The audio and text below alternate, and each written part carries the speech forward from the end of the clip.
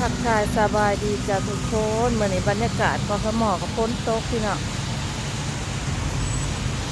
พ้นตกบนต้นใหม่กับเขียวสดงดงามเลยทุกคนตอนนี้กับพ้นตกลิ่นพี่เนาะยังมาเห็นงานเปียกพ้นเลยทุกคน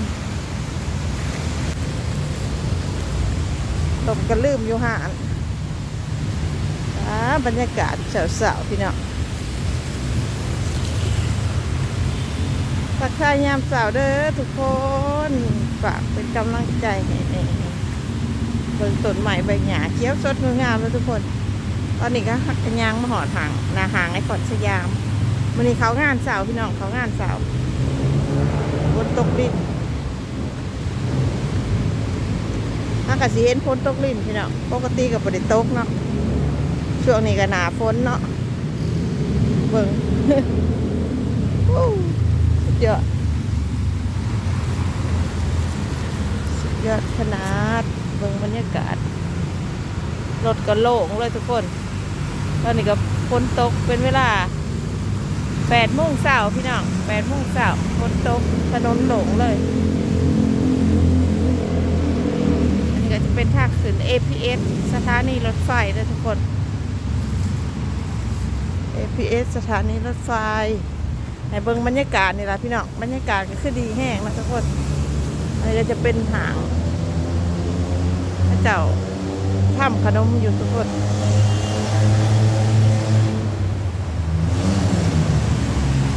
ถนนหลงเลยทุกคนถนนยามสาวหลงเลยทุกคนฝนตกก็สิโล่งโล่งฝนตกลิ้นก็เย็นสบายเลยทุกคนเอ้ยท้องฟ้านี่ยังเหลือคืบหนาซิลินเบิดมือเลยพี่น้อง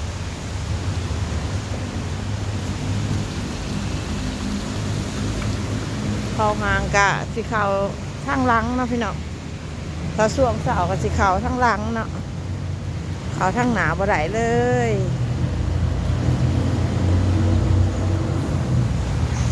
บรรยากาศน้ำท่วมทางเลยรถไฟเราเขาย่ำสาวกับชิมาเนี่ยพี่น้องสัตว์ไต่ดินนะทุกคน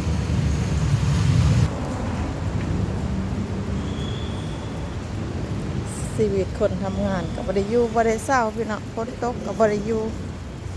ฝนตกกับแข็งน้ำแกงกะลอยพี่น้องโอ้เป็นตะยานเมินเนาะมึงตอนนี้ก็สิยางลงเฮ็ดงานเป็นตะเมินส่งสิเมินแท้มาทางไหนดีกว่าอันนี้จะเป็นทางลงสันไต่ดินได้ทุกคนช่วงเวลามาเฮ็ดงานพนักงานก็สิประมาณนี้แหละทุกคนโอเคสันไต่ดินพี่น้องโอเคบ๊ายบาย